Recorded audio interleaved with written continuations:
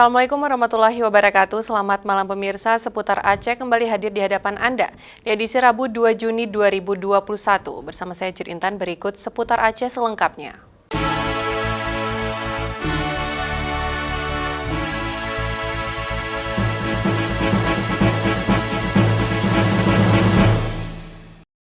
Pemirsa, setelah 1 minggu belajar secara daring akibat peningkatan penularan COVID-19, kini sekolah di Kabupaten Biren kembali dibolehkan belajar mengajar secara tatap muka. Namun metode belajar tatap muka murid dibatasi dalam ruangan.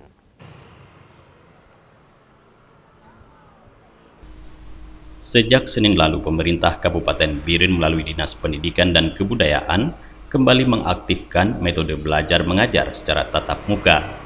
Namun dalam proses belajar mengajar tatap muka, kali ini ada batasan tertentu yang telah disepakati sebelumnya. Seperti diterapkan di SMP Negeri 1 Biren, mahasiswa diwajibkan menggunakan masker, menjaga jarak, saat mengikuti proses belajar mengajar. Para siswa pun dibatasi.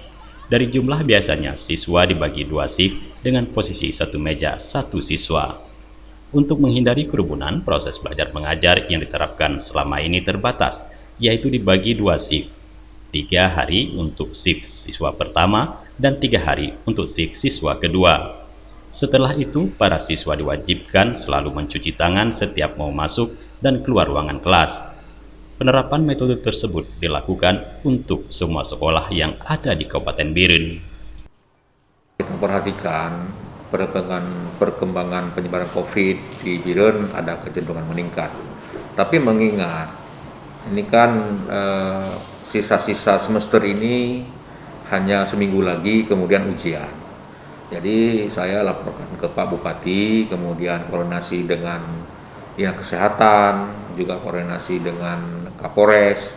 Kita minta izin agar dalam minggu ini, mulai tanggal 31 Mei, dalam seminggu ini, kita untuk memulai pembelajaran tatap muka, tapi secara terbatas. Artinya, terbatas ini kita pakai shift.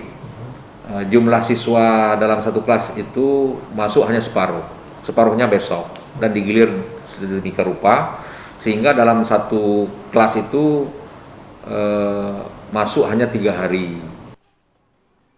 Kadis Pendidikan dan Kebudayaan Kabupaten Biren Muhammad Nasir mengatakan, kebijakan diaktifkan kembali belajar tatap muka dikarenakan hasil pertimbangan dari para guru, di mana para siswa akan mengikuti ujian akhir sekolah pada minggu depan. Menurut Nasir, apabila proses belajar mengajar daring dilanjutkan, maka siswa tidak ada persiapan untuk mengikuti ujian. Dari Biren, Tim Liputan Aceh TV melaporkan.